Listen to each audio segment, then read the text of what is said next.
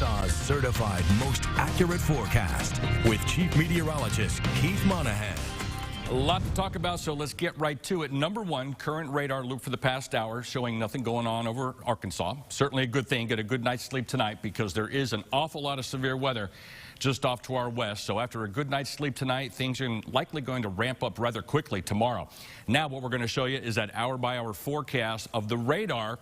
This is a model guidance suggestion or interpretation of what it could be like tomorrow as these areas of thunderstorms move in. Number one, that area of severe weather out in parts of Kansas and Oklahoma, likely developing into a squall line that by tomorrow morning at 7, headed for far northwest Arkansas. As that line continues southeastward with the daytime heating increasing and moisture flowing out of the Gulf of Mexico, looking for thunderstorm development out ahead of that main line.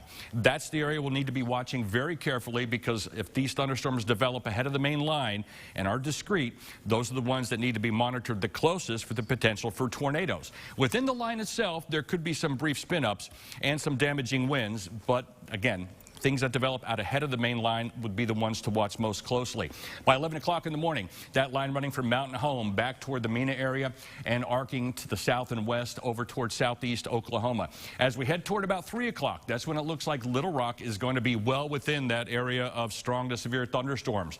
Again, any development out of the head of that main line across many parts of the state south and east of Interstate 30 and south of Interstate 40 east of Little Rock, we'll watch those thunderstorms because that's the area where we could see the most discrete cells form that would have the highest potential for tornado development. Very heavy rain is also going to be accompanying this line as it moves eastward. Get ready for a very wet evening commute because that heavy rain will continue to just around sunset. We'll have a bit of a break by about 9 o'clock as the heaviest rain moves east of the Mississippi River.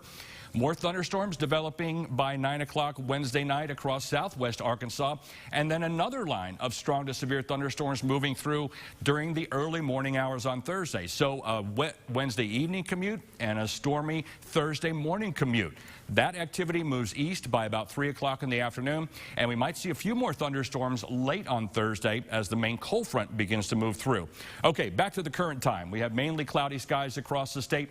Have a lot of rain going on in parts of southeast Texas. A foot of rain during the evening hours, causing quite a bit of flooding. That's not headed this way, but some of the clouds from those thunderstorms moving northward into Arkansas. Severe weather across the plains back to West Texas. Will be moving eastward overnight tonight, again ramping up by mid to late morning in western Arkansas, 1 or 2 o'clock in central Arkansas, and 2 or 3 o'clock in the eastern part of the state. Large hail, damaging winds, isolated tornadoes will be possible. That threat continues into Thursday for mainly the southeast half of the state. Friday into Saturday, about a 40% chance of showers and thunderstorms, no severe expected, will be on the cooler or northern side of that front. By Mother's Day, it looks like things begin to dry out just a little bit. Rainfall could be rather excessive. We're looking for 5 to 7 inches of rain, mainly Wednesday into Thursday for South Arkansas, 3 to 5 inches central, and 1 to 3 across the north. Little Rock tonight, mostly cloudy skies, down to 65 for Wednesday. Showers and thunderstorms becoming likely with a high of 79. Crane Team weather impact number, we're going to bump it to an 8 for your Wednesday because of that threat of severe weather and flash flooding. A 7 for Thursday, even though the rain will taper off Thursday, still likely to be some areas of water on roadways and the potential for some creek and stream flooding. A little bit cooler to close out the work week and start the weekend with shower chances continuing. Stick around. We'll be right back.